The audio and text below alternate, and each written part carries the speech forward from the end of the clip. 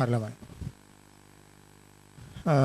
AD final එකේ costing වල දැන් අපි මේ ගේන්නේ පස්වෙනි වීඩියෝ ක්ලිප් එක. පස්වෙනි වීඩියෝ ක්ලිප් එක. අපි හතරවෙනි වීඩියෝ ක්ලිප් එක අවසන් වෙනකොට සීමාකාරී සාධක පටන් අරගෙන ගණන් කිහිපයක් සාකච්ඡා කිරීම කළා. අපි අන්තිමට සාකච්ඡා කළේ 22 වෙනි උදාහරණයේ අයන්න කොටස. සීමාකාරී සාධකවල 22 වෙනි උදාහරණයේ අයන්න කොටස තමයි සාකච්ඡා කිරීම කළේ අවසාන වශයෙන්. හරි ළමයි. දැන් අපි අද සීමාකාරී සාධක නැවත පොඩ්ඩක් මතක් කරගන්න තව උදාහරණයකට යනවා. ගන්න පිටු අංක 41. විශේෂයෙන්ම කියන්න ඕනේ මම ගිය සතියේ කිව්වා මේ වීඩියෝ ලෙසන් එකට සම්බන්ධ වෙනකොට ඔයගොල්ලෝ අතේ පාස් පේපර්ස් එහෙම අනිවාර්යෙන් තියාගන්න කියලා. කලින් වීඩියෝ ක්ලිප් වලදී මම කිව්වා පාස් පේපර්ස් ළඟ තියාගන්න. මොකද පාස් පේපර්ස් උත් මේත් එක්කම සාකච්ඡා කරගෙන යන නිසා. හරි. ටියුට් එකේ පිටු අංක 41 උදාහරණ අංක 20 බලන්න.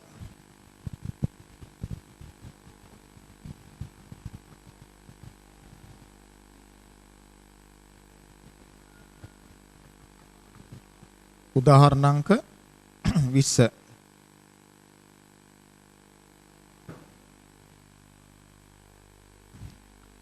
සීමා සහිත xy සමාගම x සහ y නැමැති නිෂ්පාදිත දෙකක් නිෂ්පාදනය කරයි. නිෂ්පාදන දෙකට අදාළ වූ පහත සඳහන් තොරතුරු සපයා ඇත. ඒකකයකට x නිෂ්පාදිතය y නිෂ්පාදිතය විකුණුම් මිල අමුද්‍රව්‍ය පිරිවැය ඍජු ශ්‍රම පිරිවැය විචල්්‍ය පොදුකාර්ය පිරිවැය ස්ථාවර පොදුකාර්ය පිරිවැය අමුද්‍රව්‍ය පාරිභෝජනය වේලීමේ කාලය ඊළඟට ඉල්ලුම ඒකක ස්ථාවර පොදුකාර්ය අන්තර්ගහන අනුපාතය ශ්‍රමපෑයකට රුපියල් 6 බැගිනි. ඔබ විසින් පහත සඳහන් එක් අවස්ථා සුවාදීන ලෙසගෙන ප්‍රශස්ත නිෂ්පාදන මිශ්‍රය ගණනය කරන්න. ප්‍රශස්ත නිෂ්පාදන මිශ්‍රය ගණනය කරන්න. A x සහ y නිෂ්පාදිත සඳහා මුළු ඉල්ලුම ඒකක 400කට සීමා වීම. B අමුද්‍රව්‍ය සැපයුම කිලෝග්‍රෑම් 960කට සීමා වීම. C වියලනයේ භාවිතා කිරීමේ කාලය පැය 1200කට සීමා වී තිබීම. හරි. පටන් ගමු. ඉස්සලාම අපි හොයාගන්න ඕනේ මතක ඇති. ඉස්සලාම අපි හොයාගන්න ඕනේ එක් නිෂ්පාදිතයේ දායකය. x y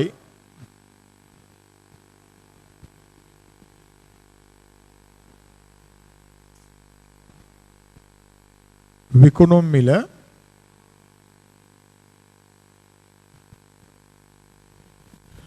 පනස් 8යි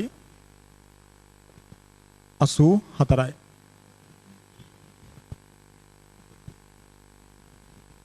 අඩු කළා විචල්්‍ය පිරිවැය. අඩු කළා විචල්්‍ය පිරිවැය. විචල්්‍ය පිරිවැය කිව්වහම විචල්්‍ය පිරිවැයට එන්න ඕනේ අමුද්‍රව්‍ය පිරිවැය ඍජු ශ්‍රම පිරිවැය විචල්්‍ය පොදුකාර්ය පිරිවැය.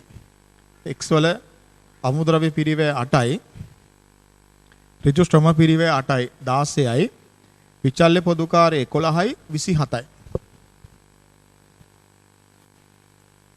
27යි.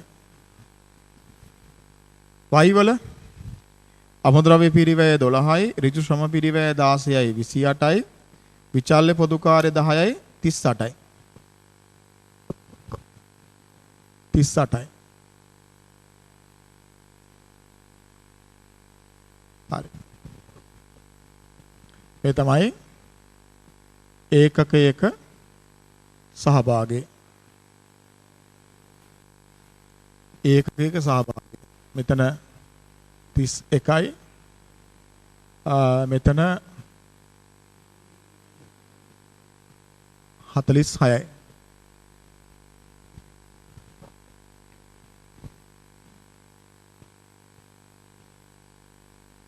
ඒ අවස්ථාව x හා y නිෂ්පාදන සඳහා මුළු ඉල්ලුම ඒකක 400කට සීමා වීම. x භාණ්ඩයේත් y භාණ්ඩයනොත් මේ දෙකෙන්ම x භාණ්ඩයනොත් y භාණ්ඩයනොත් මේ දෙකෙන්ම ඉල්ලුම ඒකක 400යි. දෙකෙන්ම විකුණන්න පුළුවන් ඒකක 400ක් විතරයි. එහෙනම් එතනදී අපි බලන්න ඕනේ එක ඒකකයක් වික්කහම වැඩිම සහභාගයක් දෙන්නේ කවුද කියන එක. දැන් පැහැදිලි එක ඒකකයක් වික්කාම වැඩිම සහභාගයක් දෙන්නේ කවුද? y භාණ්ඩය. එහෙනම් y භාණ්ඩයට තමයි ප්‍රමුඛතාවය එක දෙන්න ඕනේ. ඊළඟට x වෙන්න. එතකොට පළවෙනි අවස්ථාවේ ප්‍රමුඛතාවය එක y භාණ්ඩය දෙක x භාණ්ඩය.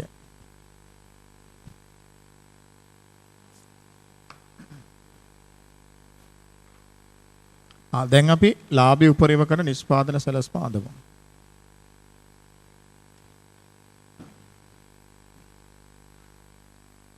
ලාභය උපරිම කරන නිෂ්පාදන සැලැස්ම.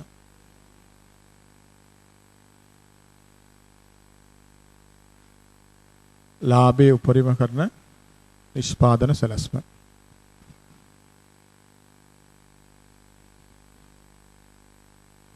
භාණ්ඩය නිෂ්පාදන ඒකක.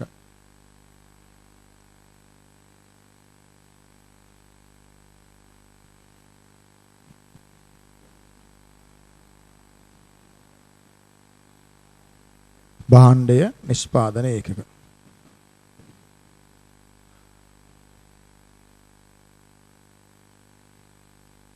මුලින්ම y භාණ්ඩය y භාණ්ඩයේ ඉල්ලුම ඒකක 240යි. ඒක සම්පූර්ණයෙන්ම හදනවා. ඊළඟට x. දැන් භාණ්ඩ දෙකෙන්ම ඉල්ලුම තියෙන ඒකක 400යි. දැන් භාණ්ඩ දෙකෙන්ම නිෂ්පාදනය කරන්න ඕනේ ඒකක 400යි. එහෙනම් x භාණ්ඩයෙන් නිෂ්පාදනය කරන්න ඕනේ ඒකක 160යි. x භාණ්ඩයේ නිෂ්පාදනය කරන්න ඕනේ ඒකක 160යි.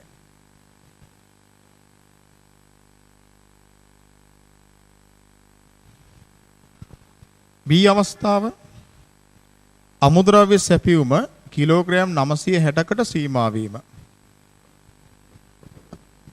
අමුද්‍රව්‍ය සැපයුම කිලෝග්‍රෑම් 960කට සීමා වීම. එන්න.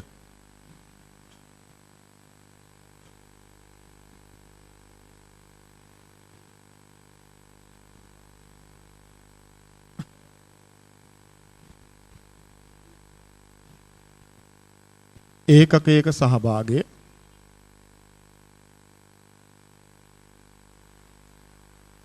x භාණ්ඩයේ 31යි y භාණ්ඩයේ 46යි.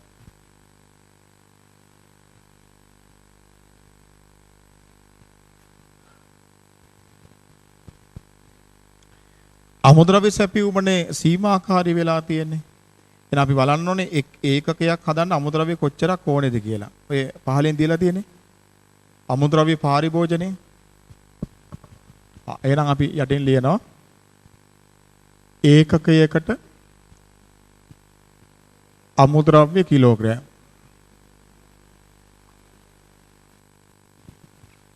ඒකකයකට අමුද්‍රව්‍ය කිලෝග්‍රෑම් x වලට 2යි y වලට 3යි.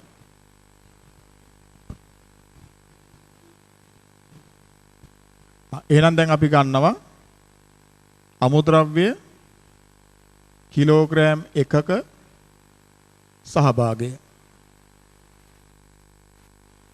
අමුද්‍රව්‍ය කිලෝග්‍රෑම් එකක සහභාගය. 31 බෙදීම 2. මෙතන 46 බෙදීම 3.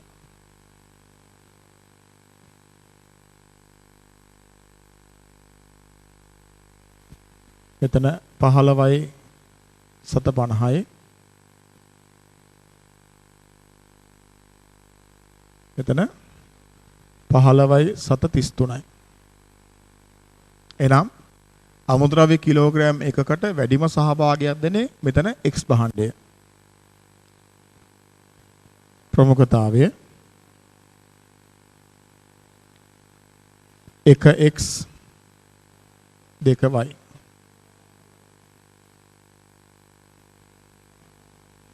දැන් අපි ලාභයේ උපරිම කරන නිෂ්පාදන සැලැස්මට එන්න.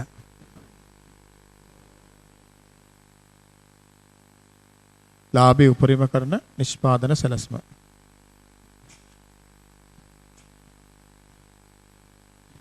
භාණ්ඩය නිෂ්පාදන ඒකක ඒකකයකට අමුද්‍රව්‍ය කිලෝග්‍රෑම් මුළු අමුද්‍රව්‍ය කිලෝග්‍රෑම්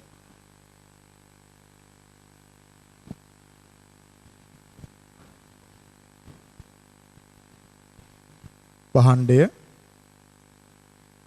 නිෂ්පාදන ඒකක ඒකකයකට අමුද්‍රව්‍ය කිලෝග්‍රෑම් මුළු අමුද්‍රව්‍ය කිලෝග්‍රෑම්.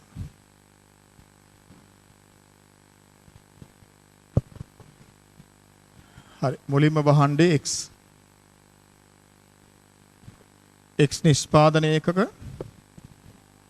x වල ඉල්ලුම 240යි ඒකක 240යි ඒකකයකට අමුද්‍රව්‍ය කිලෝග්‍රෑම් 2යි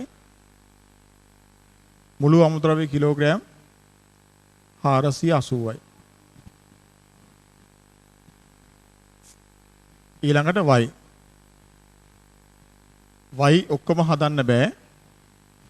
y ඒකකයකට කිලෝග්‍රෑම් 3යි. අපිට ඔක්කොම තියෙන්නේ කිලෝග්‍රෑම් 960යි. එහෙනම් y වලට පාවිච්චි කරන්නත් පුළුවන් 480යි. 480යි. 480 3ෙන් බෙදන්න. 480 3ෙන් බෙදන්න 160යි. එහෙනම් y වලින් හදන්න පුළුවන් 160යි.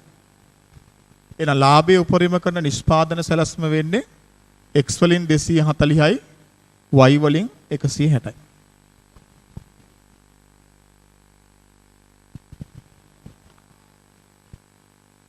C වියලනයේ භාවිතා කිරීමේ කාලය පැය 1200කට සීමා වීම. දැන් සීමාකාරී සාධකය මොකද්ද? වියලන කාලය. එන්න.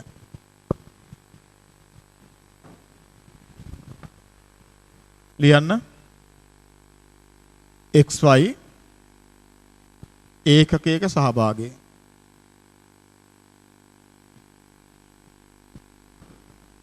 xy ඒකකයක සහභාගය.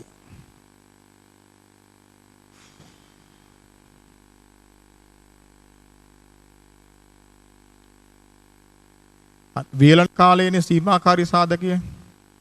ඊළඟට ඒකකයක් වේලීමේ කාලය. ඒකකයක් වේලීමේ කාලය වියලන කාලයේ දීලා තියෙන පැය වලින්. වේලීමේ කාලයේ පැය. x ඒකකයක් වේලීමේ කාලයේ පැය 3යි. y ඒකකයක් වේලීමේ කාලය පැය 4යි. දැන් අපි ගන්න ඕනේ වියලන පැය එකක දායකය සහභාගය. වියලන පැය එකක සහභාගය දායකය. එහෙනම් 31 බෙදීම 3 මෙතන 46 බෙදීම 4.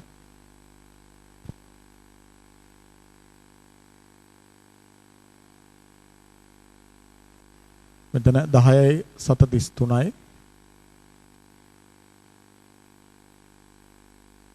එතන 11යි 7:50යි.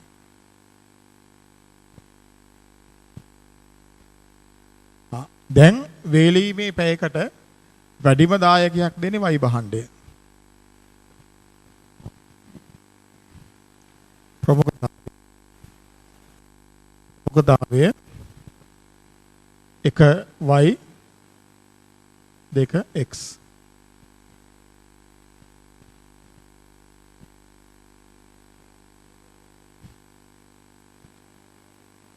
එහෙනම් අපි ලාභයේ උපරිම කිරීමේ නිෂ්පාදන සැලැස්ම හදමු.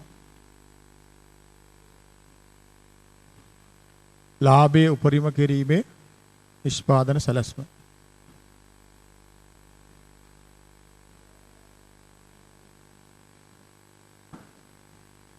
භාණ්ඩය නිෂ්පාදන ඒකකයකට වේලීමේ පැය මුළු වියලන පැය.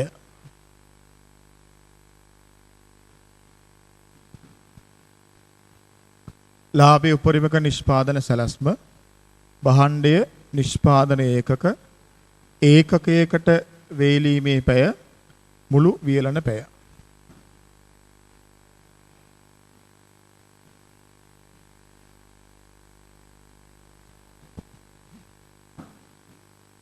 භාණ්ඩයේ y ඉල්ලුම ඒකක 240යි නිෂ්පාදන ඒකක 240යි ඒකකයකට වේලීමේ පැය 4යි. පැය 4යි 240 වැඩි කිරීම 4 960යි.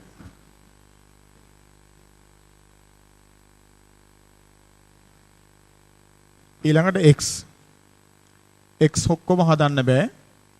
x ඒකකයක් වේලීමේ කාලය පැය 3යි. ඔක්කොම තියෙන්නේ වියලන පැය 1200යි. එහෙනම් x සඳහා පාවිච්චි කරන්න පුළුවන් වියලන පැය 240යි. 240 3ෙන් බෙදුවහම 80යි. දැක්කද? ඒ තමයි ලාභයේ උපරිම කරන නිෂ්පාදන සැලැස්ම.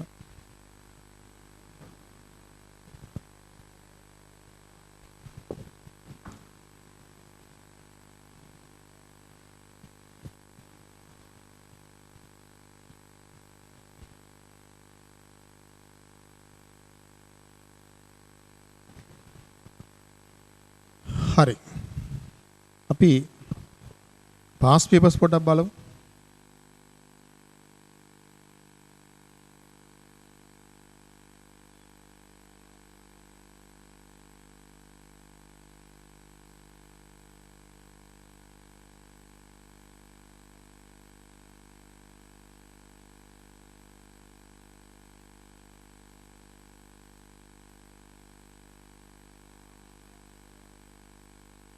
හරි.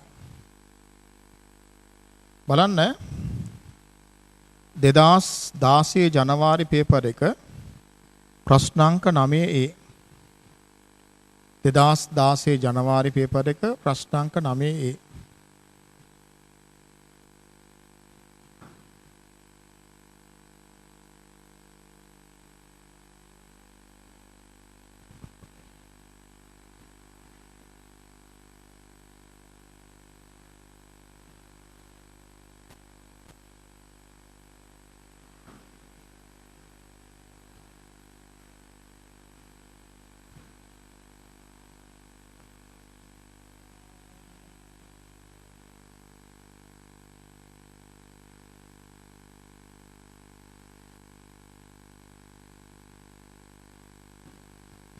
ප්‍රශ්නාංක 9A සීමා සහිත කැන්ඩි පෞද්ගලික සමාගම එහි හෝමාගම පිහිටි කර්මාන්තශාලාවේ PQR නම් වූ නිෂ්පාදිත 3ක් නිෂ්පාදනය කරයි. පහත සඳහන් තොරතුරු ඉදිරි වර්ෂය සඳහා පිළිල කරන ලද අයවැයෙන් උපුටා ගන්නා ලදී. PQR ඒකකයක විකුණුම් මිල, ඒකකයක ඍජු ද්‍රව්‍ය පිරිවය, ඒකකයකට ඍජු ශ්‍රම පිරිවය, ඒකකයකට විචල්්‍ය නිෂ්පාදන පිරිවය, ඊළඟට ඒකකයකට අන්තර්ගහණය කරන ස්ථාවර පොදුකාර්ය පිරිවය, ඒකකයක් සඳහා භාවිතා කරන යන්ත්‍ර කාලය, වර්ෂයක් සඳහා උපරිම ඉල්ලුම. තමයි අතන අර ඒකකයකට විචල්්‍ය නිෂ්පාදන පිරිවය කියලා තියෙනව නේද? එතන ළමයි එතන හිතාමතාම කරපු දෝෂයක් හෝ මුද්‍රණ දෝෂයක් තියෙන්නේ. එතන තියෙන්න ඕනේ ඒකකයකට විචල්්‍ය නිෂ්පාදන පොදු කාර්ය පිරිවැය. ඒකකයකට විචල්්‍ය නිෂ්පාදන පොදු කාර්ය පිරිවැය. ඒකකයකට විචල්්‍ය නිෂ්පාදන පොදු කාර්ය පිරිවැය. ඔයගොල්ලෝ එක හදා ගන්න ඕනේ.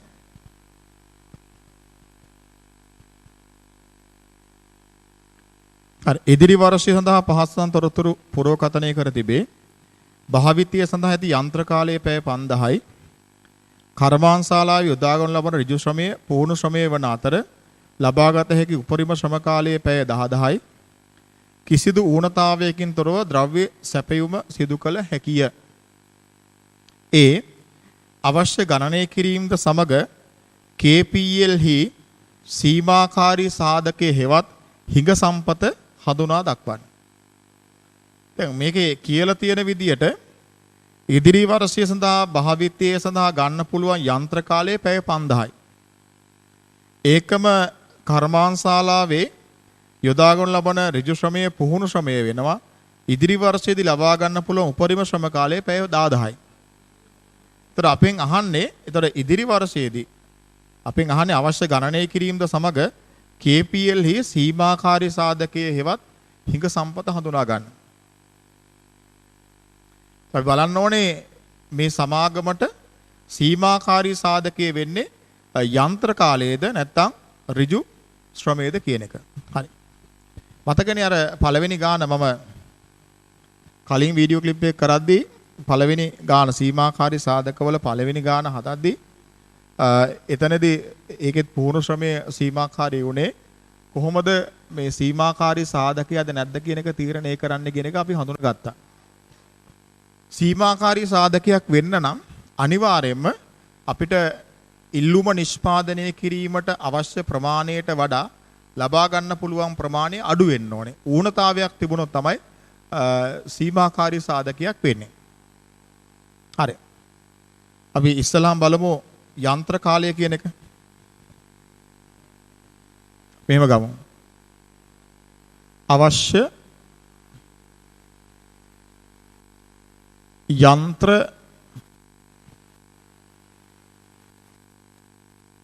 භාවිතය සඳහා ඇති යන්ත්‍ර කාලය පැය 5000යි. හොඳින් බලන්න මේක හරි පරිස්සමෙන් බලන්න ඕනේ. භාවිතය සඳහා ඇති යන්ත්‍ර කාලය පැය 5000යි. අපිට අර වගුවේ ඒකකයක් සඳහා යන්ත්‍ර කාලය දීලා තියෙන මිනිත්තු වලින්. පැය වලින් නෙමෙයි. ඒ නිසා අපි මිනිත්තු වලින් ගමු. අවශ්‍ය යන්ත්‍ර කාලය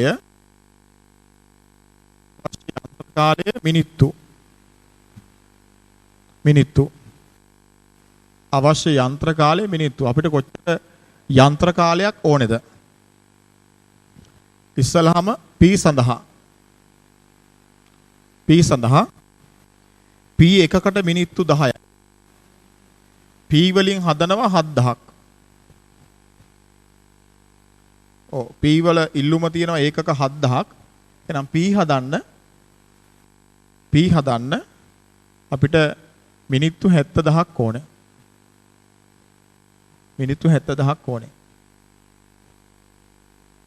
ඊළඟට Q සඳහා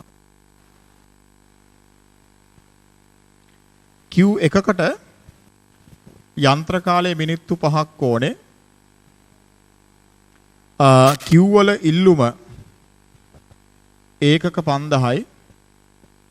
එහෙනම් මිනිත්තු 25000ක් ඕනේ.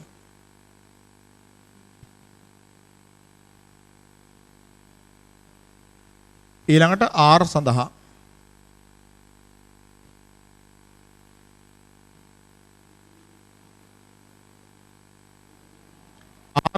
R එකකට මිනිත්තු 20ක් ඕනේ. R වල ඉල්ලුම ඒකක 10යි. එතකොට ඒකක 10යි වුණාම මිනිත්තු ලක්ෂ 2ක් ඕනේ.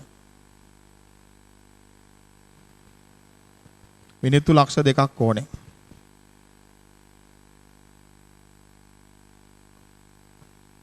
එහෙනම් PQR කියන නිෂ්පාදන තුනටම අවශ්‍ය මුළු යන්ත්‍ර කාලයේ මිනිත්තු 2,95,000ක් ඕනේ. මුළු යන්ත්‍ර කාලයේ මිනිත්තු 2,95,000ක් ඕනේ. 2,95,000ක් ඕනේ. දැන් ඒක අපි සංසන්දනය කරනවා ලබාගත හැකි යන්ත්‍ර කාලයත් එක්ක. ලබාගත හැකි යන්ත්‍ර කාලය මිනිත්තු. ලබාගත හැකි යන්ත්‍ර කාලය මිනිත්තු. ලබාගත හැකි යන්ත්‍ර කාලය පැය 5000යි. පැයකට මිනිත්තු 60යි. පැය 5000යි. 60 වැඩි කිරීම 5000. ලබාගත හැකි යන්ත්‍ර කාලය මිනිත්තු ලක්ෂ 3යි. මිනිත්තු ලක්ෂ 3යි. ඒතර අපිට අවශ්‍ය යන්ත්‍ර කාලයේ මිනිත්තු 2,95,000යි ලක්ෂ 3ක් ලබා ගන්න පුළුවන්. එහෙනම් මේක සංසන්දනය කළාම අපිට මිනිත්තු 5000ක අතිරික්ත කාලයක් තියෙනවා. අතිරික්ත යන්ත්‍ර කාලය මිනිත්තු. එකද? අතිරික්ත යන්ත්‍ර කාලයේ මිනිත්තු. ඒතර යන්ත්‍ර කාලයේ ඌනතාවයක් නෙමෙයි තියෙන්නේ අතිරික්තයක්. ඒ නිසා යන්ත්‍ර කාලය කියන එක සීමාකාරී සාධකයක් නෙමෙයි.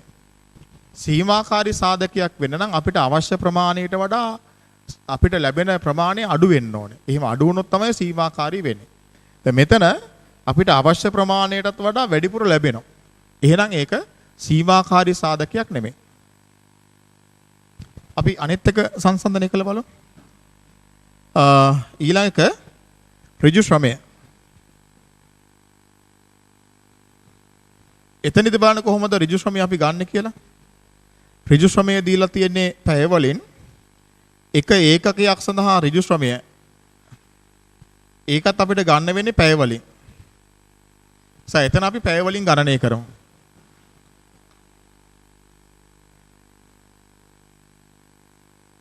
අවශ්‍ය ඍජු ශ්‍රමය පැය. අවශ්‍ය ඍජු ශ්‍රමය පැය.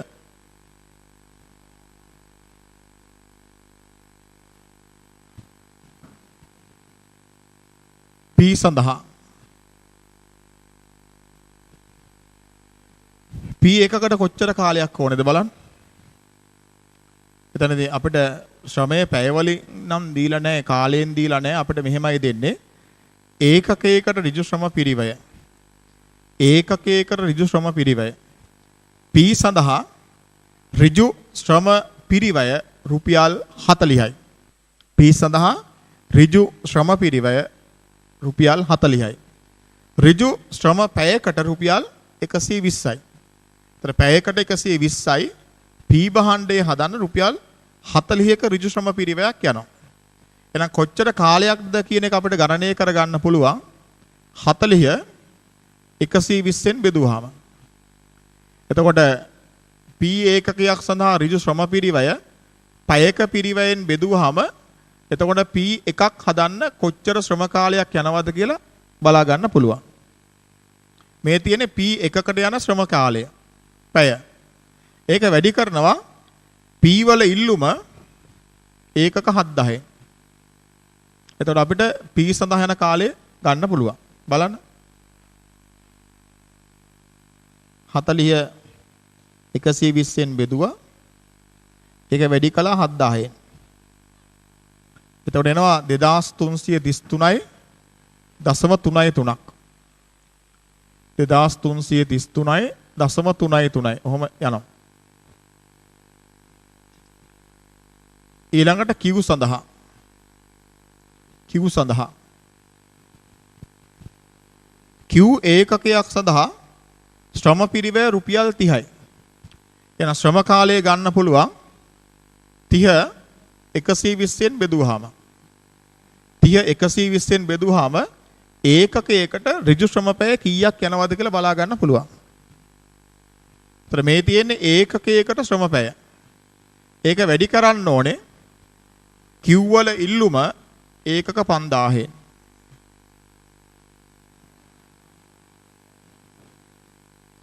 තිය 120න් බෙදුවා. ඒක වැඩි කළා 5000න්. පැය 1250යි. පැය 1250යි.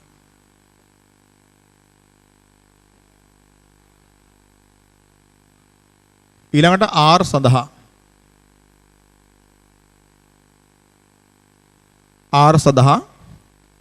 R එකකට ශ්‍රම පිරිවැය රුපියල් 80යි. එතකොට 80 බෙදීම 120 වැඩි කිරීම R වල ඉල්ලුම ඒකක 10යි.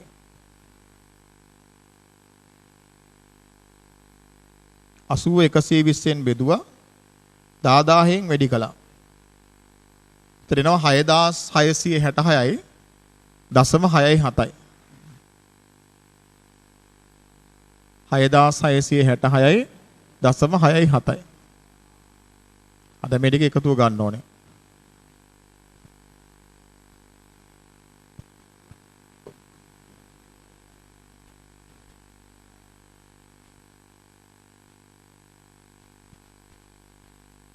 එතන මෙතන ශ්‍රම කාලය යනවා පැය 1250ක්.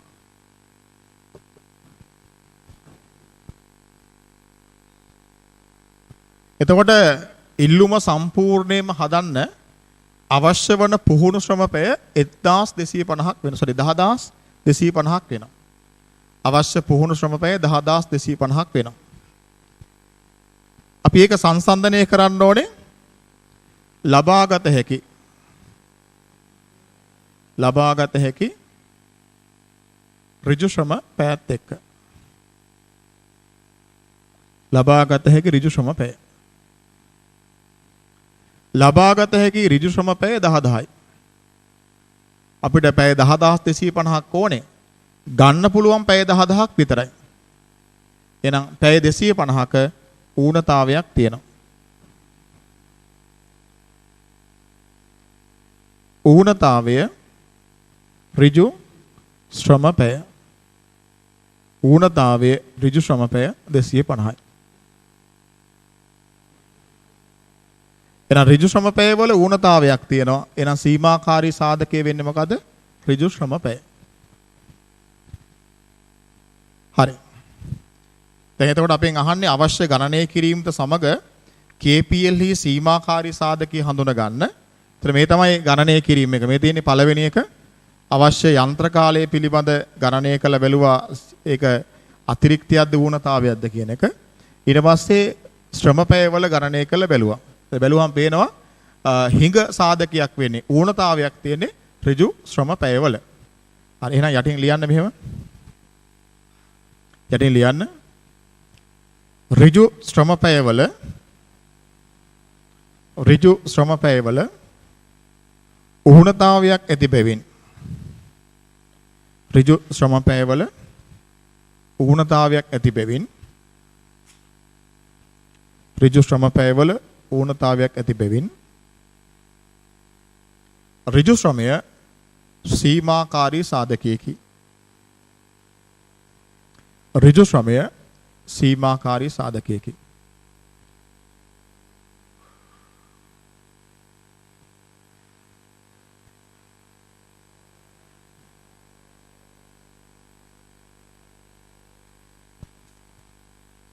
හරි. ඒකේ B කොටස KPL හි එක් නිෂ්පාදනය සඳහා සීමාකාරී සාධකයක දායකය වෙන්වෙන්ව ගණනය කරන්න. සීමාකාරී සාධකයේ වෙන්නේ ඍජු ශ්‍රමය. එහෙනම් අපි ගණනය කරන්න ඕනේ ඍජු ශ්‍රම පැයක දායකය. ඒක තමයි අහලා තියෙන්නේ සීමාකාරී සාධකයක දායකය. එහෙනම් ඍජු ශ්‍රම පැයක දායකයෙ ගණනය කරන්න ඕනේ.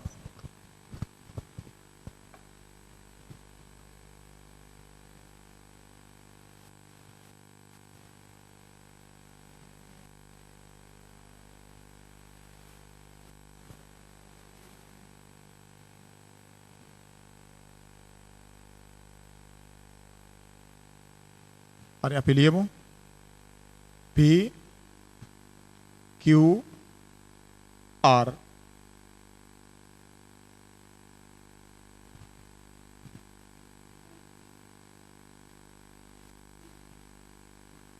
විකුණු මිල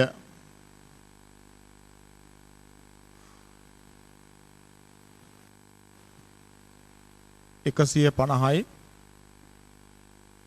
145යි 280යි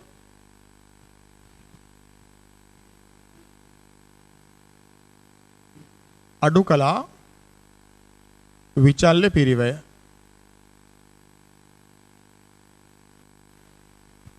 විචල්්‍ය පිරිවැය. දර විචල්්‍ය පිරිවැයට ඔයාලා ගන්න ඕනේ ඍජු ද්‍රව්‍ය පිරිවැය, ඍජු ශ්‍රම පිරිවැය සහ විචල්්‍ය නිෂ්පාදන පොදුකාර්ය පිරිවැය. ද්‍රව්‍ය පිරිවැය 50යි, ශ්‍රම පිරිවැය 40යි 90යි, නිෂ්පාදන පොදුකාර්ය 20යි. එතකොට 110යි. 110යි. P වල 110යි.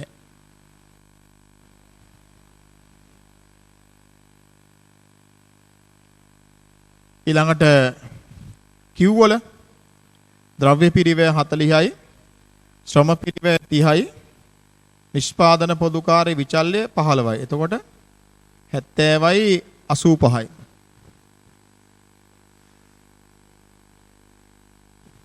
R වල 100යි 80යි 40යි. එතකොට 220යි.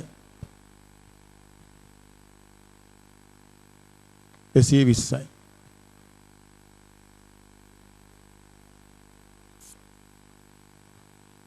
අපිට ලැබෙනවා ඒකකයක දායකය 40යි, මෙතන 60යි, මෙතනත් 60යි නේ.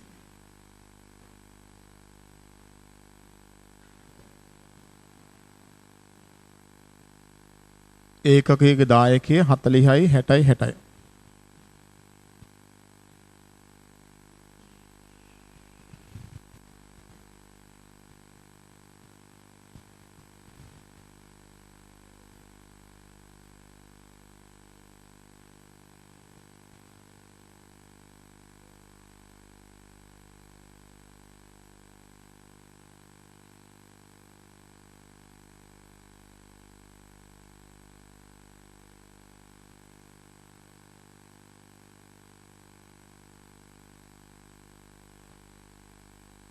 හරි.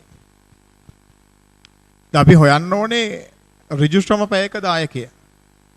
ඒකකයක දායකය හොයලා තියෙන්නේ. දැන් අපි යටින් ලියන්න ඕනේ ඒකකයකට ඍජු ශ්‍රම පැය. ඒකකයකට ඍජු ශ්‍රම පැය. ඒකකයක ඍජු ශ්‍රම පැය. එක ඒකකයක් සඳහා ඍජු ශ්‍රම පැය. මේ බලන්න. මෙතන තියෙන මේ අපි අවශ්‍ය කරන ඍජු ශ්‍රම පැය ගන්නකොට P එකක් සඳහා ඍජු ශ්‍රම පැය, Q එකක් සඳහා ඍජු ශ්‍රම පැය, R එකක් සඳහා ඍජු ශ්‍රම පැය. ඒක වැඩි කළා ඒකක සංඛ්‍යාවෙන්.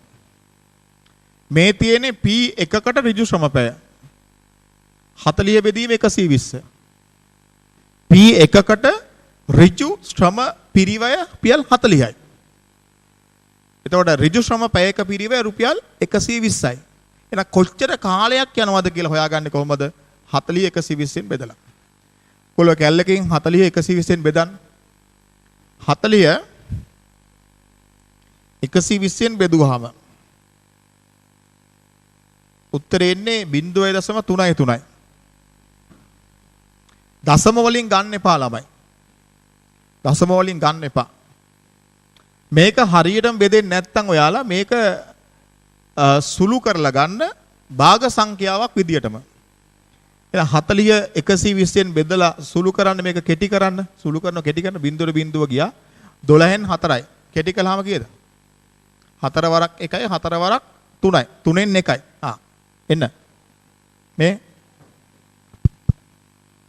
ඒකකයකට ඍජු ශ්‍රමපය P එකකට ඍජු ශ්‍රමපය 3න් 1යි. අන්න දැක්කද? එහෙම ගන්න. 3න් 1යි. 3න් 1යි. මේ Q එකකට 30 බෙදීම 120. බාන කැල්ලකින් බෙදනවනේ හරියටම. 30 බෙදීම 120. 30 120ෙන් බෙදුවාම 0.25යි. එන්න. Q එකකට ඍජු ශ්‍රමපය 0.25යි. මෙන්න R. R එකකට ඍජු ශ්‍රමපය 80 120ෙන් බෙදන්න. හරියටම බෙදෙන්න දශම එනවා. එහෙනම් මේක සුළු කරලා ගන්න 80 120ෙන් බෙදීම. සුළු කරලා ගන්න බිඳුර බිඳුව ගියා. 8 බෙදීම 12. 4 වරක් කැපෙනවා. 4 වරක් 2යි. 4 වරක් 3යි. එහෙනම් 3න් 2යි. එන්න. 3න් 2යි.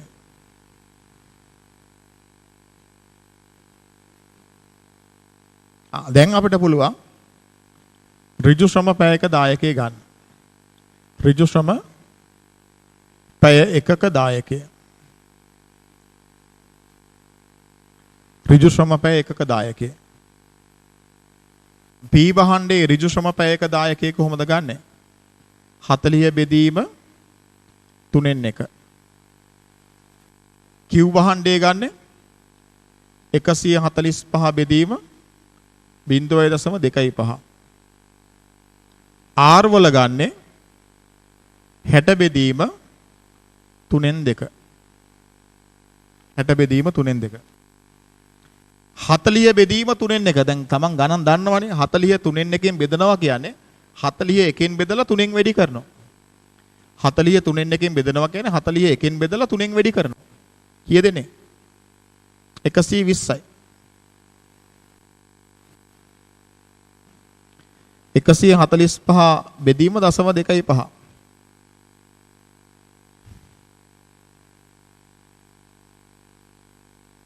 එකසිය 45 නේ මෙතන 145ක වෙනදාද? මෙතන 60 නේ sorry.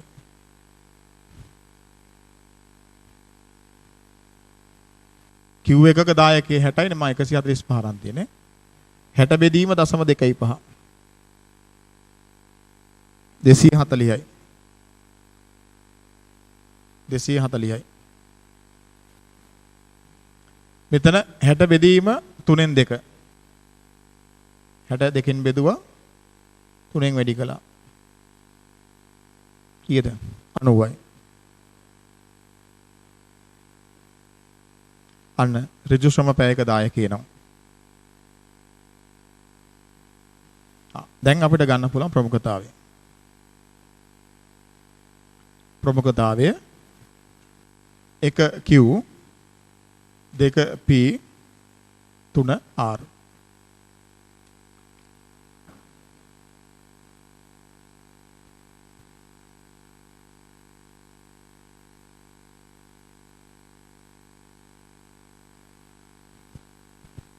තර ඍජු ශ්‍රම පැයක දායකය අපි අරගෙන තියෙන්නේ.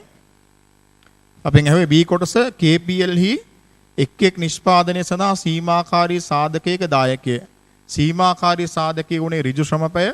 ඒ ඍජු ශ්‍රම පැයක දායකය අපි හොයලා තියෙන්නේ. ඉතින් අපි ඒකම ප්‍රමුඛතාවයත් ලකුණු කරගත්තා. මොකද අපිට නිෂ්පාදන සැලැස්මට යන්න තියෙන නිසා. ඊළඟට C කොටසේ එක අහනවා. ඉදිරි වර්ෂය සඳහා KPL හි දායකයේ උපරිම කරන නිෂ්පාදන සැලැස්ම හඳුනන්න.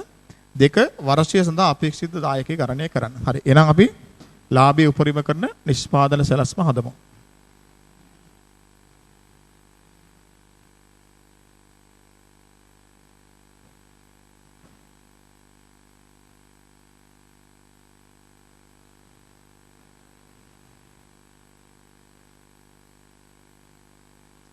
ලාභය උපරිම කරන නිෂ්පාදන සැලැස්ම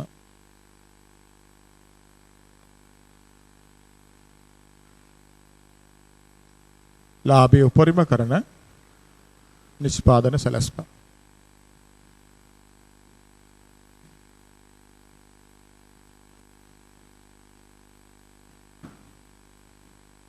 භාණ්ඩය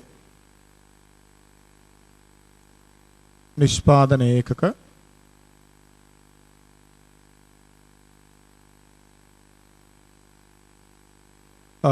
ඒකකයකට ඍජු ශ්‍රමපය ඒකකයක ඍජු ශ්‍රමපය මුළු ඍජු ශ්‍රමපය භාණ්ඩය නිෂ්පාදන ඒකක ඒකකයකට ඍජු ශ්‍රමපය මුළු ඍජු ශ්‍රමපය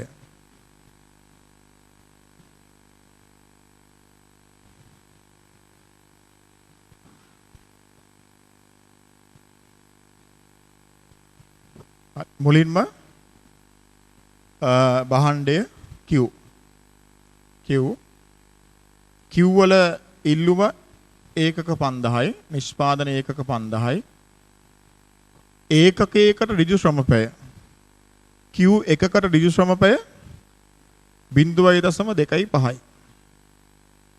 0.25යි එතකොට අවශ්‍ය මුළු ඍජු ශ්‍රමපය 1250යි මේ බලන්න මේ ඒකකයකට ඍජු ශ්‍රමපය මෙතන 3න් 1යි 0.25යි 3න් 2යි. ඒතර අපිට එතන පාවිච්චි කරන්න පුළුවන්. ඒතර Q එකකට ඍජු ශ්‍රමපය 0.25යි එන ඒකක 5000ක් හදන්න අවශ්‍ය මුළු ශ්‍රමපය 1250යි. ඊළඟට ප්‍රමුඛතාවයේ 2P P වල ඉල්ලුම ඒකක 7000යි P එකකට ඍජු ශ්‍රමපය 3න් 1යි වැඩි කළ ගන්න 7000 වැඩි කිරීම 3න් 1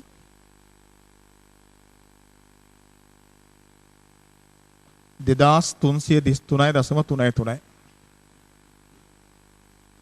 2333.33 ඊළඟට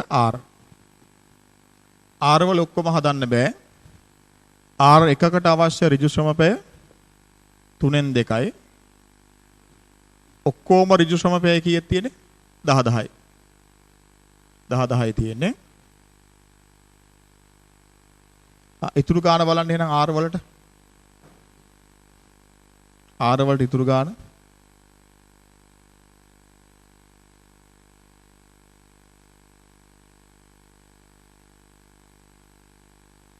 R වලට ඉතුරු 6416.67යි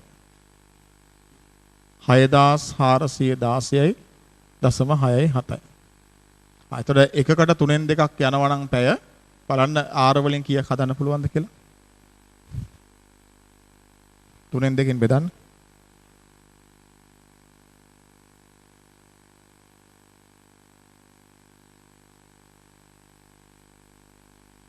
නමදාස් 625යි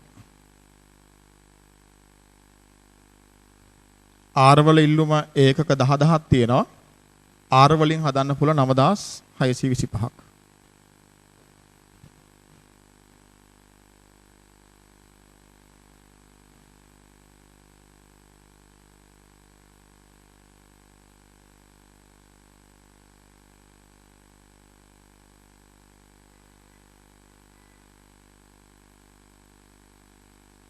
හරි ලාභයේ උපරිම කරන නිෂ්පාදන සැලැස්ම වෙන්නේ P වලින් 7000යි Q වලින් 5000යි R වලින් 9625යි. ඒකේ දෙවෙනි කොටස අහනවා වර්ෂය සඳහා අපේක්ෂිත දායකයේ ගණනය කරන්න. මේ තමයි අපිට නිෂ්පාදනය කරන්න පුළුවන් උපරිම ප්‍රමාණය. මේ තමයි හොඳම සැලැස්ම.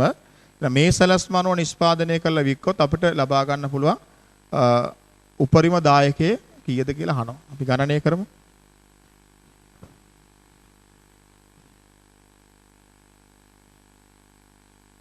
වෙන අපේක්ෂිත මුළු දායකය මුලින්ම P ඒකකයක දායකයේ රුපියල් 40යි. P ඒකක දායකයේ 40යි. P වලින් අපි හදනවා 7000ක්. ඊළඟ Q එකක දායකයේ රුපියල් 60යි. Q වලින් හදනවා 5000ක්.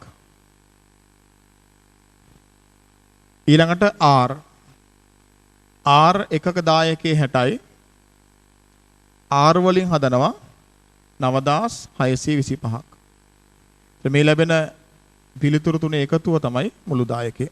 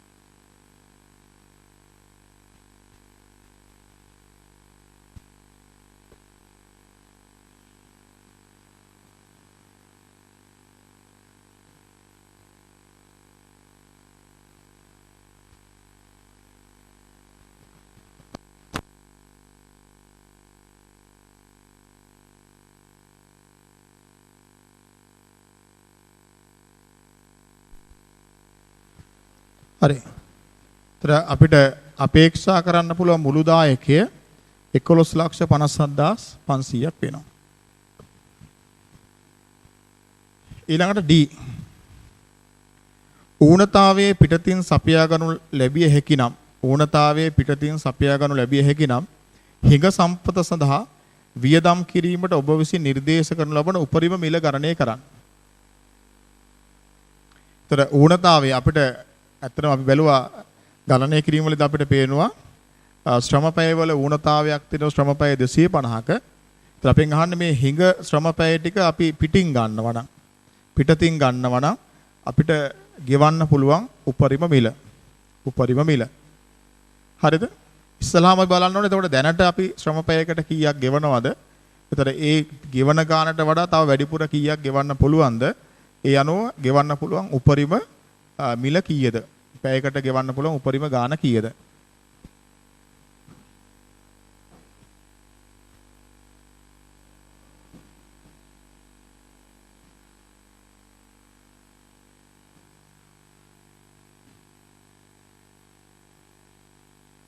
හරි මුලින්ම අපි ලියනවා දැනට ඍජු ශ්‍රම පැයකට ගෙවීම. දැනට අපි ඍජු ශ්‍රම පැයකට ගෙවනවා රුපියල් 120ක්. 120ක් ගෙවනවා. ඒතර 120ට වඩා වැඩිපුර තව කීයක් ගෙවන්න පුළුවන්ද? දැන් අර ශ්‍රම පැයවල ඌනතාවයක් තිබුණේ මදි පාඩුවක් තිබුණානේ. ඒ මදි පැය ටික මොන භාණ්ඩය සඳහාද මදි? අපි දැක්කා දැන් ලාභී උපරිම ගන්න සැලැස්ම හදනකොට P ටික ඔක්කොම හදනවා, Q ටික ඔක්කොම හදනවා, R ටික තමයි ඔක්කොම හදන්න බැරි වෙන්නේ. R වල ඉල්ලුම ඒකක 10000ක්. හැබැයි අපි හදන්නේ 9625යි. 9625. ඒතර R හදන්න තමයි ශ්‍රම පැයවල මදි පාඩුවක් තියෙන්නේ. එහෙනම් අපි අර ඌන ශ්‍රම පැය ටික පිටතින් ලබා ගන්නේ R භාණ්ඩය හදන්න. මෙවන් R භාණ්ඩය අපි හැදුවාම R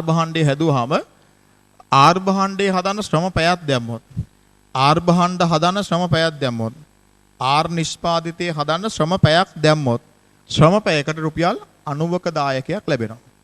ශ්‍රම පැයකට රුපියල් 90ක දායකයක් ලැබෙනවා. එහෙනම් ඒ කියන්නේ R භාණ්ඩ හදන්න ශ්‍රම පැයක් දැම්මොත් එතකොට විකුණුම් මිලෙන් සියලු වියදම් අඩු කළාම සියලු විචල්්‍ය වියදම් අඩු කළාම රුපියල් 90ක දායකයක් ලැබෙනවා. එහෙනම් අපිට පුළුවන් R වලින් ලැබෙන මේ 90ක දායකයේ ශ්‍රම පැයකට ලැබෙන 90ක දායකයේ පාවිච්චි කරන්න අර මදි ශ්‍රම පැය ටික ගන්න. එතකොට ඒක වැඩිපුර ගෙවීම සඳහා ඒ 90 පාවිච්චි කරන්න පුළුවන්. පැහැදිලිද? එහෙනම් අපිට පුළුවන් දැන් අපි ඌන පැය ටික මදි පැය ටික අපි ගන්න R භාණ්ඩය හදන්න. එතකොට R භාණ්ඩ සඳහා ශ්‍රම පැයක් යෙදුවාම රුපියල් 90ක දායකයක් ලැබෙනවා. එහෙනම් මේ ලැබෙන 90ක දායකය අපිට පුළුවන් පාවිච්චි කරන්න අර හිඟ පැය ගාන ගන්න. පැහැදිලිද?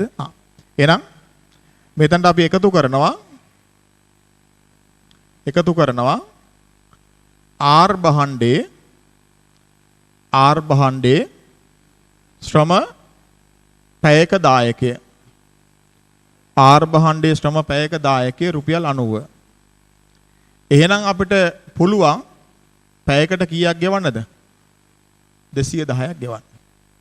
එහෙනම් මේ තමයි උපරිම මිල. අපිට ශ්‍රම පැයකට උපරිම මිලක් දෙන්න පුළුවන් රුපියල් 210ක. හැබැයි 210ට වඩා නම් වැඩිපුර ගෙවන්න බෑ. මොකද 210කට වඩා වැඩිපුර ගෙවීමක් කළොත් අපිට පාඩු වෙනවා. හැබැයි අර අමතරව අර වැඩිපුර ගන්න නැත්නම් මදි පැය සඳහා ගන්න ශ්‍රමය සඳහා පැයකට 210 ගානේ අපිට ගෙවන්න පුළුවන්. 210 ගානේ ගෙවුවොත් අපිට ඒ ශ්‍රම පැය හරහා නිෂ්පාදනය කරන භාණ්ඩ වලින් ලාභත් නැහැ පාඩුත් නැහැ. අර ඌණ පැය 250 පිටතින් ගන්නවා පැයක් 210ක් ගෙවලා එහෙම අරගෙන භාණ්ඩ හදලා මාකට් එකට දැම්මත් අපිට ලාභයක් හෝ පාඩුවක් වෙන්නේ නැහැ. 210ට වඩා වැඩිපුර මිලක් ගෙවන්න වුණොත් අපිට පාඩුයි. 210ට වඩා අඩු මිලක් නම් අපිට පිටතින් ගන්නකොට ගෙවන්න වෙන්නේ. එතකොට අපිට ලාභයි. 210 නම් ඒ කියන්නේ ලාභත් නැහැ පාඩුත් නැහැ. ලාභත් නැහැ පාඩුත් නැහැ. හරි. ඒ ලකුණු කීයද ඔක්කොම 5යි 3යි 8යි 8යි 4යි 12යි 12යි 3යි 15ක්. ලකුණු 15ක ගාණක් ඔන්න සීමාකාරී සාධක වලින් 2016 ජනවාරි පේපර් එකේ ඇවිල්ලා තියෙනවා.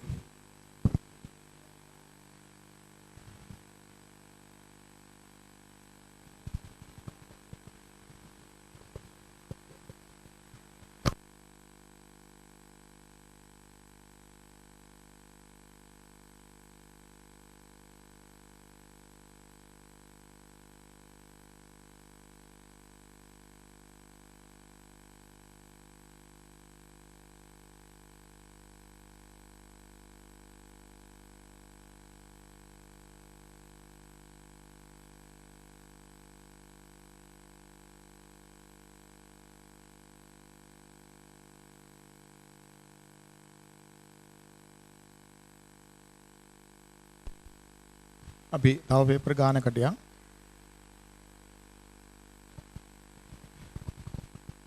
බලන්න 2016 ජූලි ප්‍රශ්න අංක 3. 16 ජූලි පේපර් එකේ ප්‍රශ්න අංක 3.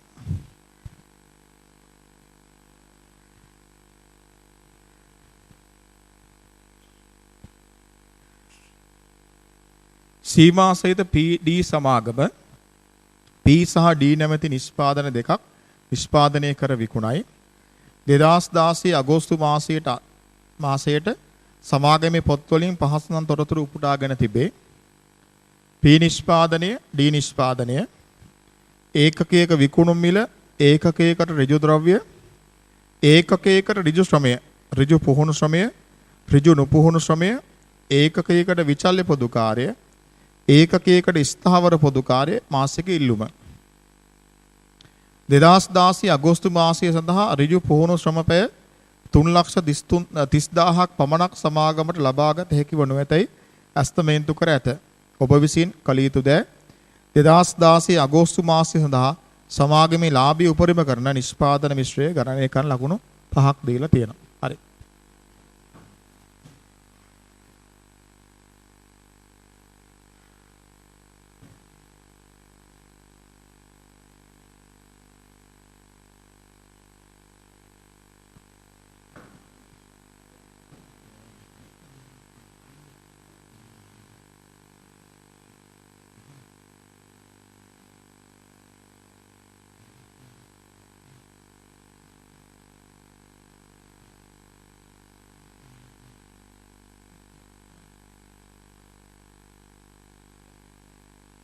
භාණ්ඩ දෙක P D PD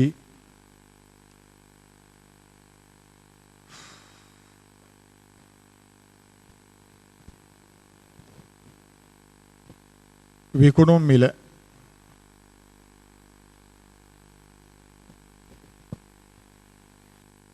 920යි 725යි.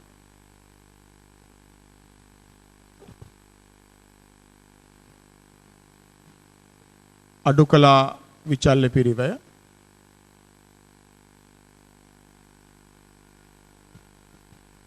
විචල්්‍ය පිරිවැය P වල ඍජු ද්‍රව්‍ය 80යි ඍජු ද්‍රව්‍ය 80යි ඍජු පුහුණු ශ්‍රමය 300යි ඊළඟට ඍජු නොපුහුණු ශ්‍රමය 255යි ඒකකයකට විචල්්‍ය පොදුකාරය 90යි.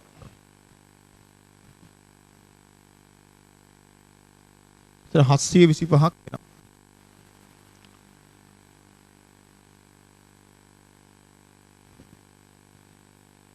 D වල 120යි 200යි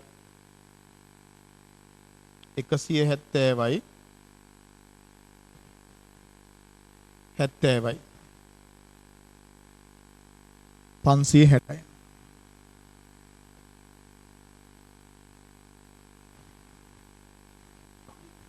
ගන්න ඒකකයක දායකය ඒකකයක දායකය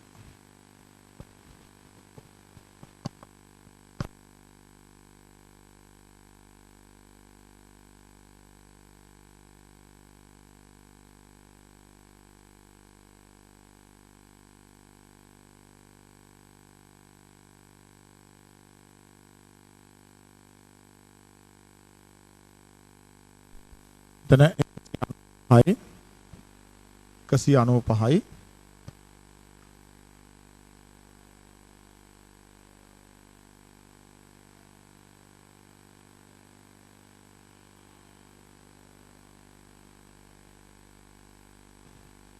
මෙතන 165යි ඒකකයක දායකය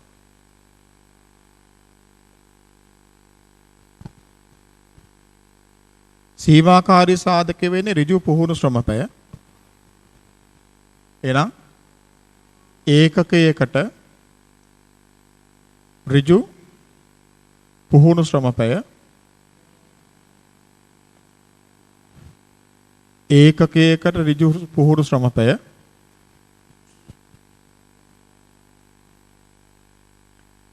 ඍජු පුහුණු ශ්‍රමපයකට රුපියල් 200යි ඍජු පුහුණු ශ්‍රමය පැයකට රුපියල් 200යි P භාණ්ඩය සඳහා ඍජු පුහුණු ශ්‍රම පිරිවැය රුපියල් 300යි. එහෙනම් පැය කීයක් යනවද කියලා කොහොමද ගන්නේ? 300 200ෙන් බෙදුවා. ඒතර යනවා පැය 1.5ක්. පුහුණු ශ්‍රම පැය 1.5ක් යනවා. ඊළඟ D භාණ්ඩයට ඍජු පුහුණු ශ්‍රම පිරිවැය රුපියල් 200යි පැයකට රුපියල් 200යි. එහෙනම් පැය 1යි. පැය 1යි.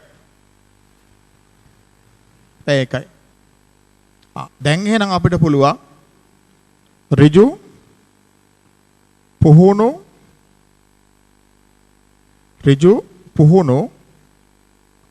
ශ්‍රම පැයක දායකයෙ ගන්න. ඍජු පුහුණු ශ්‍රම පැයක දායකය 195 බෙදීම 1.5 මෙතන 165 බෙදීම 1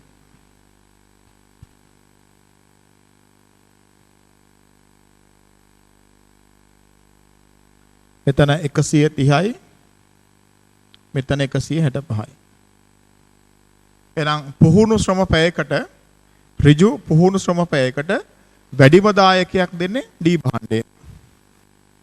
එහෙනම් ප්‍රමුඛතාවය 1D 2P.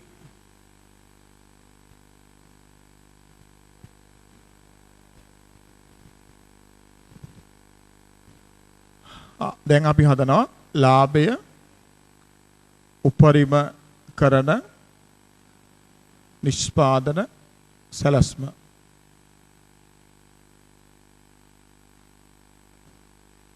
ලාභය උපරිම කරන නිෂ්පාදන සැලැස්ම.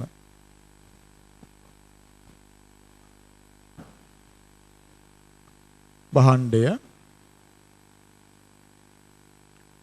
නිෂ්පාදන ඒකක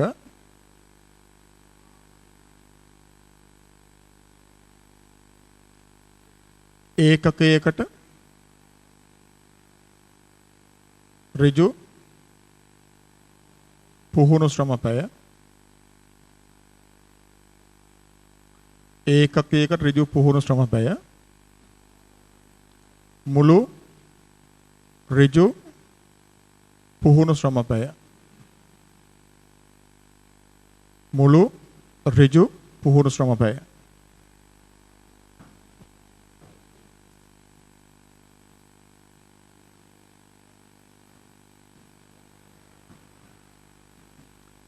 භාණ්ඩයේ මුලින්ම අපි හදනවා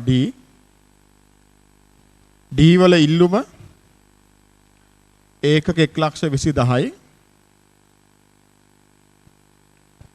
ඒකකයක ඍජු පුහුණු ශ්‍රමපැය D වල 1යි එතකොට මුළු ඍජු පුහුණු ශ්‍රමපැය 1,20,000යි ඊළඟට P වලින් ඔක්කොම හදන්න බෑ P එකක් හදන්න ඍජු පුහුණු ශ්‍රමපැය 1.5යි. සර මුළු ඍජු පුහුණු ශ්‍රමපැය ඔක්කොම තියෙන කීයද? 3,30,000යි. 3,30,000යි. එනම් P භාණ්ඩය සඳහා තියෙන්නේ 2,10,000යි. 2,10,000 1.5න් බෙදන්න. එහෙනම් P වලින් හදන්න පුළුවන් ඒකක 1,40,000යි. P වල ඉල්ලුම 1,50,000ක් වෙනවා. P වලින් හදන්න පුළුවන් ඒකක 1,40,000ක් විතරයි. එන ලාභයේ උපරිම කර නිෂ්පාදන සැලැස්ම P වලින් 1,40,000යි D වලින් 1,20,000යි.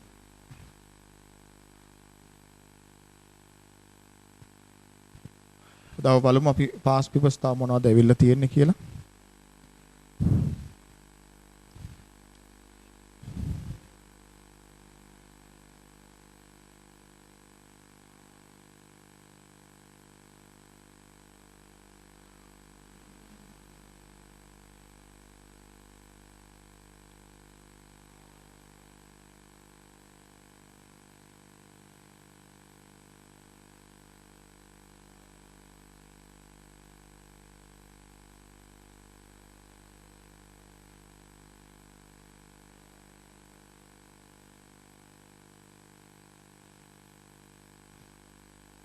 හරි 2017 ජූලි ප්‍රශ්නාංක 8B 2017 ජූලි ප්‍රශ්නාංක 8B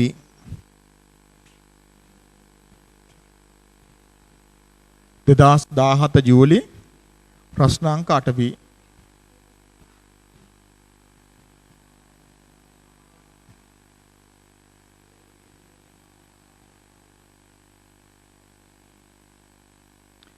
සීමා සහිත ගෝල්ඩන් සමාගම G1 G2 G3 නම් නිෂ්පාදන තුනක් නිෂ්පාදනය කර විකුණු ලබයි. පහත සඳහන් තොරතුරු ඊළඟ මාසය සඳහා පිළිල කරන ලද අයවැයෙන් උපුටා ගන්නා ලදී. G1 2 3 මාසික ඉල්ලුම ඒකක ඒකකයක විකුණුම් මිල ඒකකයක ඍජු ද්‍රව්‍ය කිලෝග්‍රාමයක් 60 ගානේ ඒකකයකට ඍජු ශ්‍රමය පැයකට 250 ගානේ ඒකකයකට විචල්්‍ය පොදු කාර්ය මාසික ස්ථාවර පොදු කාර්ය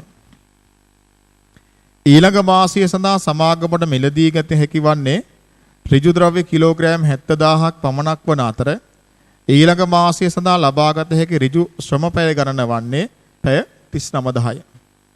ඒ සීමාසිත ගෝල්ඩන් සමාගමේ ඊළඟ මාසය සඳහා වන නිෂ්පාදන සැලසුමේ සීමාකාරී සාධකය හෙවත් සාධකයන් ආධාර ගණනය කිරීමද සහිතව හඳුනා ගන්න. ඒතර මේකේ අහන්නේ සීමාකාරී සාධකය මොකක්ද කියලායි අපෙන් අහන්නේ. ලකුණු 4යි. කලින් ගානට කන අපි ඉස්සල කරපු ගානට ඊට කලින් ගානේ වගේ. B ලබාගත හැකි සම්පත් පදනම්ව ප්‍රශස්ත නිෂ්පාදන මිශ්‍රයේ ලකුණු 6යි. ප්‍රශස්ත නිෂ්පාදන මට්ටමේදී මාසය සඳහා වන ලාභයේ ලකුණු 3යි ලකුණු 13ක් තියෙනවා.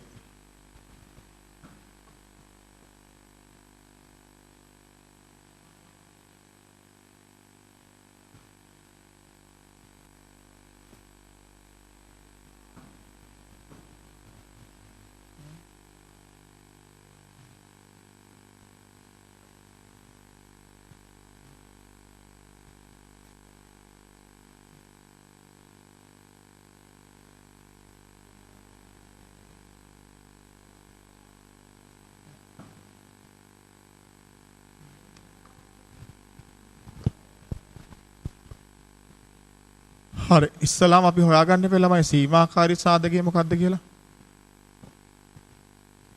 ඉස්සලාම මෙතන අපි ගමු ඍජු ද්‍රව්‍ය අවශ්‍ය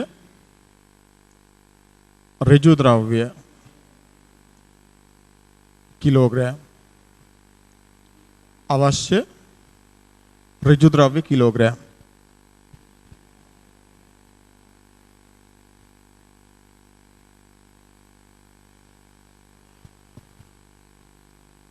G1 සඳහා බලන්න G1 සඳහා ඍජු ද්‍රව්‍ය පිරිවැය G1 සඳහා ඍජු ද්‍රව්‍ය පිරිවැය රුපියල් 120යි ඍජු ද්‍රව්‍ය කිලෝග්‍රෑම් එකක් 60යි. එතකොට 120 60න් බෙදුවාම ඒකකට ඍජු ද්‍රව්‍ය කිලෝග්‍රෑම් කීයක් ඕනද? ඍජු ද්‍රව්‍ය කිලෝග්‍රෑම් කීයක් ඕනේද කියලා ලැබෙනවා. ඒක වැඩි කරනවා G වල G1 ඉල්ලුම මාසික ඉල්ලුම ඒකක 10යි.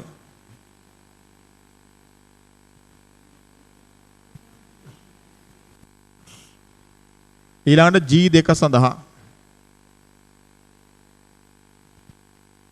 G2 ඒකකයකට ඍජු ද්‍රව්‍ය පිරිවැය රුපියල් 150යි.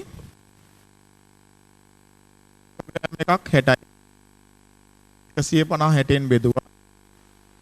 වැඩි කිරීම G2 ඉල්ලුම ඒකක 9000යි. ඊළඟට G3 සඳහා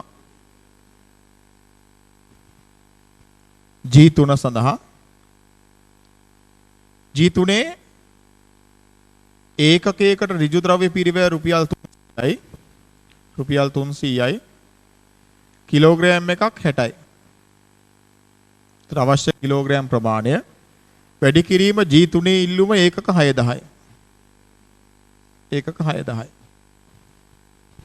බලන්න අවශ්‍ය ප්‍රමාණය කොච්චරද කියලා.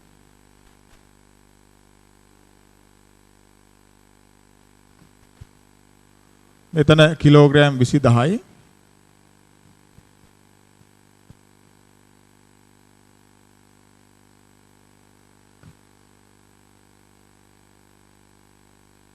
මෙතන 22500යි.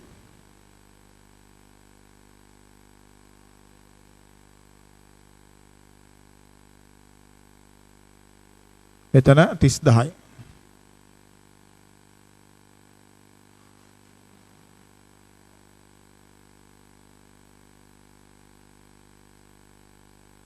එකතුව 72500යි.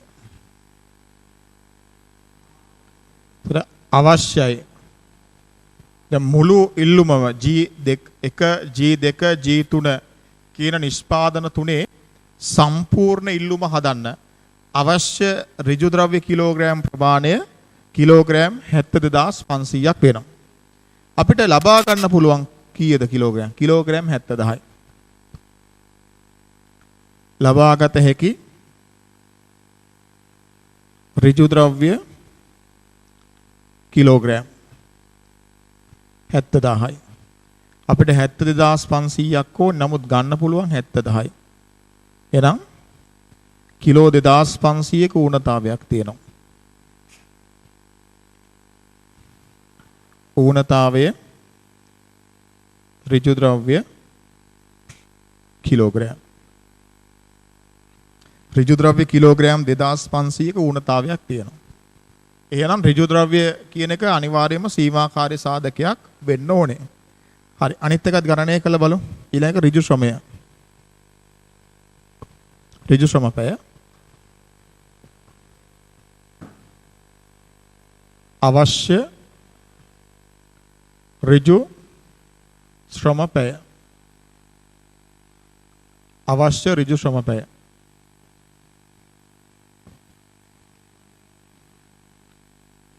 G1 සඳහා ඍජු ශ්‍රමපයකට ගෙවීම රුපියල් 250යි G1 ඍජු ශ්‍රම පිරිවැය රුපියල් 250යි. එතකොට 250 250න් බෙදුවාම පැය කීයක් ඕනද කියලා ලැබෙනවා. එතකොට G1 වල ඉල්ලුම ඒකක 10යි. ඒතර අවශ්‍ය මුළු පැය ගාන G2 සඳහා G2 ශ්‍රම පිරිවැය 375යි. ශ්‍රම පැයක් 250යි. වැඩි කිරීම ඉල්ලුම 9000යි. G3 සඳහා ශ්‍රම පිරිවැය රුපියල් 625යි. ශ්‍රම පැයක් 250යි. ඉල්ලුම ඒකක 6000යි.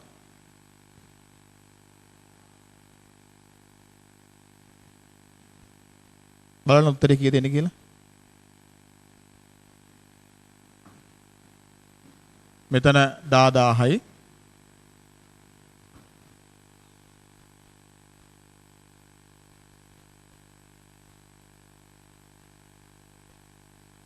මෙතන 13500යි.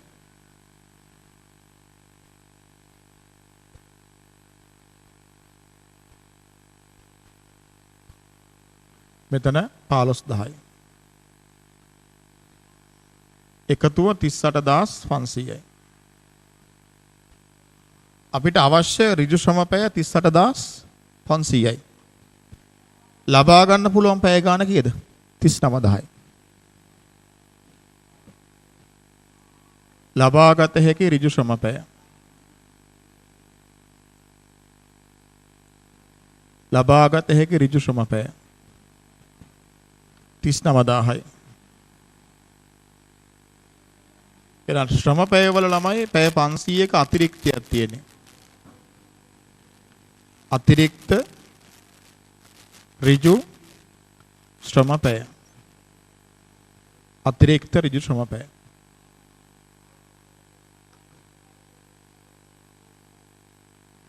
අතිරික්ත ඍජු ශ්‍රමපය 500යි. හරි එහෙනම් සීමාකාරී සාධකයේ වෙන්නේ ඌනතාවයක් තියෙන එක. ඌනතාවයක් තියෙන්නේ ඍජු ද්‍රව්‍ය වල. ඍජු ද්‍රව්‍ය කිලෝග්‍රෑම් 2500ක ඌනතාවයක් තියෙනවා. යටින් ලියමු. ඍජු ද්‍රව්‍ය වල ඌනතාවයක් ඇති බැවින් ඍජු ද්‍රව්‍ය වල ඌනතාවයක් ඇති බැවින් ඍජු ද්‍රව්‍ය සීමාකාරී සාධකයක් වේ. ඍජු ද්‍රව්‍ය වල ඌනතාවයක් ඇති බැවින් ඍජු ද්‍රව්‍ය සීමාකාරී සාධකයක් වේ.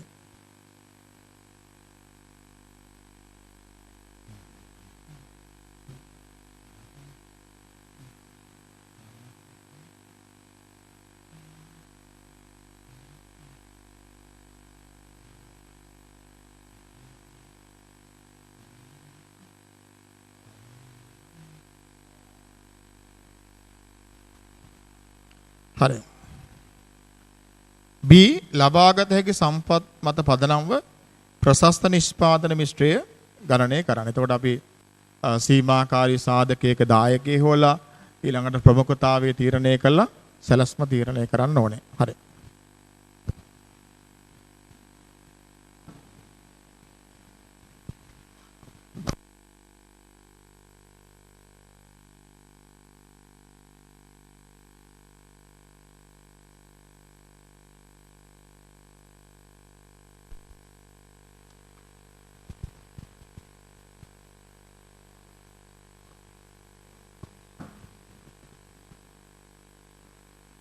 G1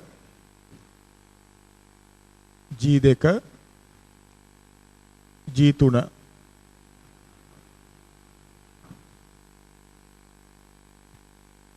විකුණුම් මිල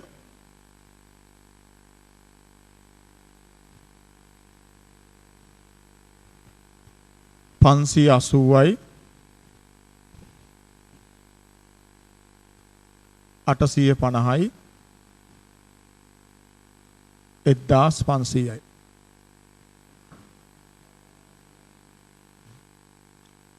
අඩු කළා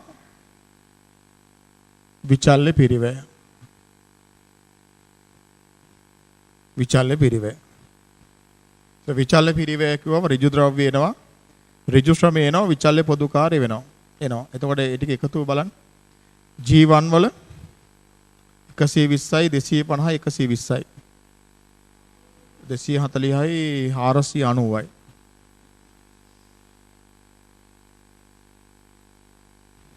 G2 150යි 375යි 180යි එකතු කරලා ගන්න 150යි 375යි 180යි 705යි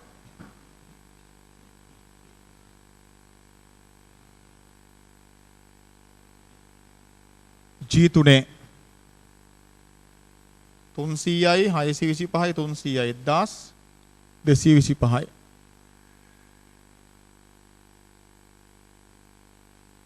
මෙතන එනවා 90යි 145යි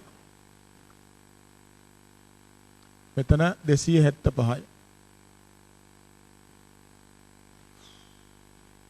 මේ තමයි ඒකකයක දායකය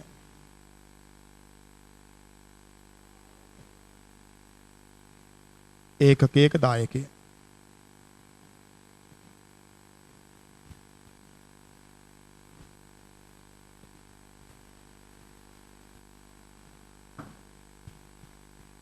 හරි එතකොට සීමාකාරී සාධකයේ වෙන්නේ ඍජු ද්‍රව්‍ය එහෙනම් අපි ගන්න ඕනේ ඒකකයකට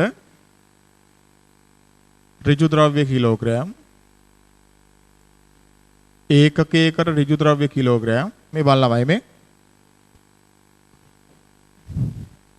ඒකකයකට ඍජු ද්‍රව්‍ය කිලෝ එතන තියෙනවා මේ G1 වලට G2 වලට G3 වලට මේ එතන 120 බෙදීම 62යි 150 බෙදීම 62.5යි 300 බෙදීම 65යි හකත් ඒකකයක ඍජු ද්‍රව්‍ය කිලෝග්‍රෑම් G1ට 2යි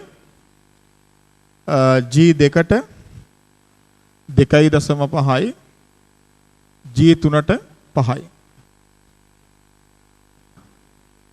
එහෙනම් ඍජු ද්‍රව්‍ය කිලෝග්‍රෑම් එකක දායකය ඍජු ද්‍රව්‍ය කිලෝග්‍රෑම් එකක දායකය 90 බෙදීම 2 45යි 145 බෙදීම 2.5 145 බෙදීම 2.5 58යි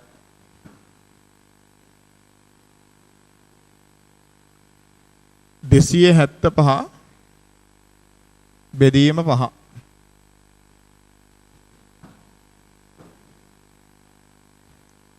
275 බෙදීම 5 55යි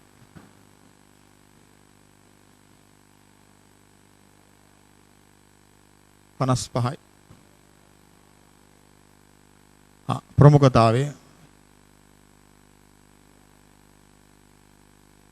ප්‍රමුඛතාවය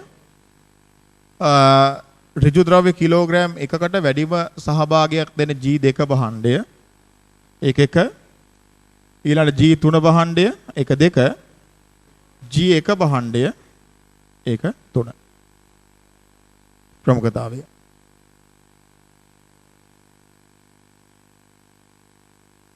දැන් අපි ලාභය උපරිම කරන නිෂ්පාදන සැලැස්ම හදන්න ඕන.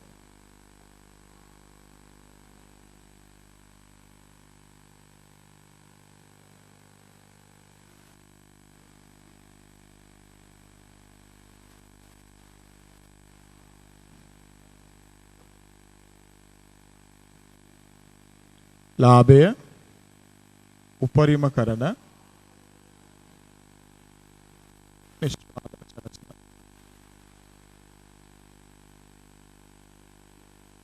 ලාභය උපරිම කරන නිෂ්පාදන සැලැස්ම.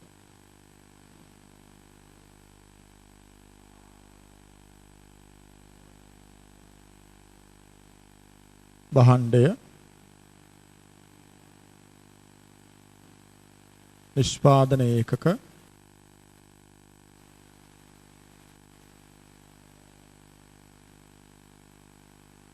ඒකකයකට ඍජු ද්‍රව්‍ය කිලෝග්‍රෑම් මුළු ඍජු ද්‍රව්‍ය කිලෝග්‍රෑම්. භාණ්ඩය නිෂ්පාදන ඒකක ඒකකයක ඍජු ද්‍රව්‍ය කිලෝග්‍රෑම් මුළු ඍජු ද්‍රව්‍ය කිලෝග්‍රෑම්.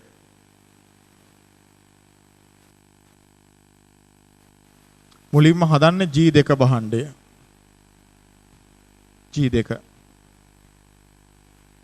G2 ඉල්ලුම ඒකක 910යි. ඒකකයක ඍජු ද්‍රව්‍ය කිලෝග්‍රෑම් 2.5යි. 910 වැඩි කිරීම 2.5 22500යි.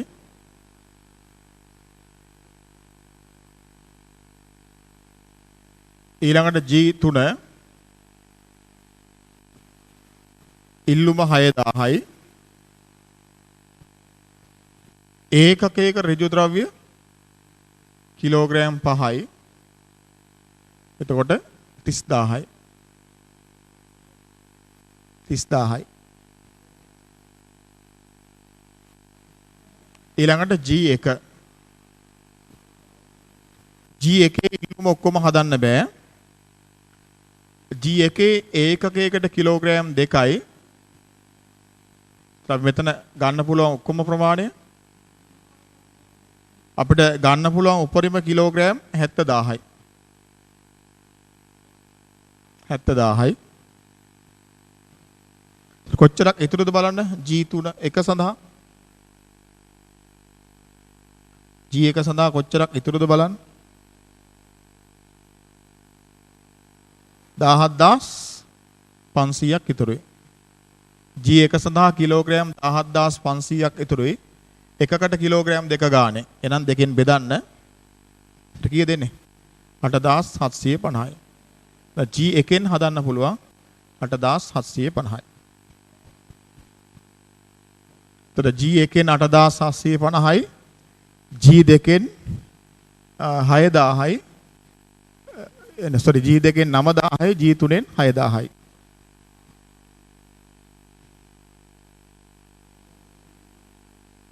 හරි. ප්‍රශස්ත නිෂ්පාදන මට්ටමදී මාසය සඳහා ලාභය ගණනය කරන්න. අපි ලාභය ගණනය කරමු.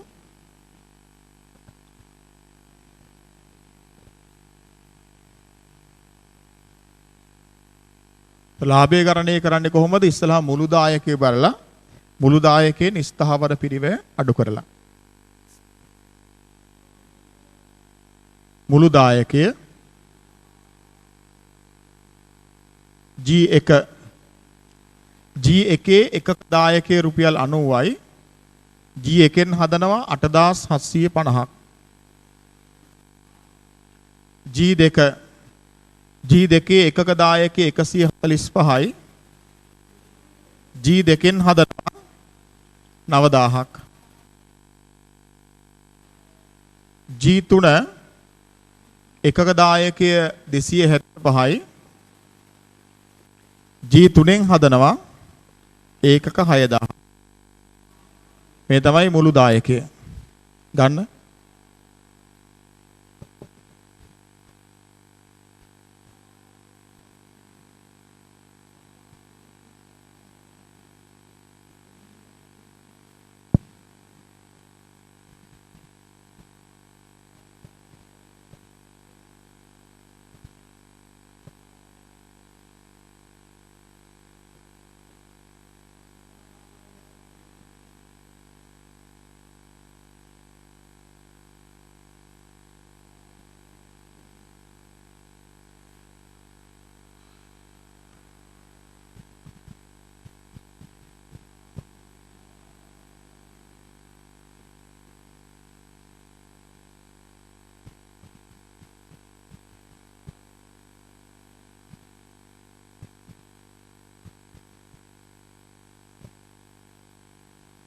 තිස් 7,42,500යි.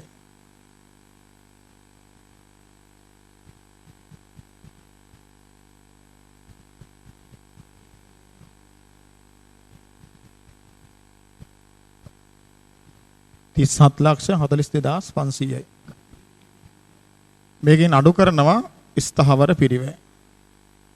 අපිට දීලා තියෙනවා ස්ථාවර පොදුකාරය. ස්ථාවර පොදුකාරය පිරිවැය කීයද? 14,25,000යි. 14,25,000යි අඩු කළාම ලාභය එනවා. අඩු කරලා ගන්න 14,25,000ක් 23,17,500යි. 23,17,500.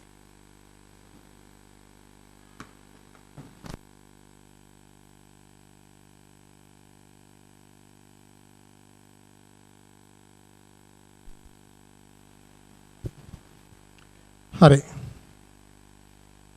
එහෙනම් අපි 2017 ජුලි පේපර් එකේ ප්‍රශ්නාංක 8 B කළා. හරි. තව ඉස්සරහට සමහර ප්‍රශ්න ඇති සීමාකාරී සාධක වලින්. අපි එහෙනම් මේ වීඩියෝ ක්ලිප් එක මෙතනින් අවසන් කරමු.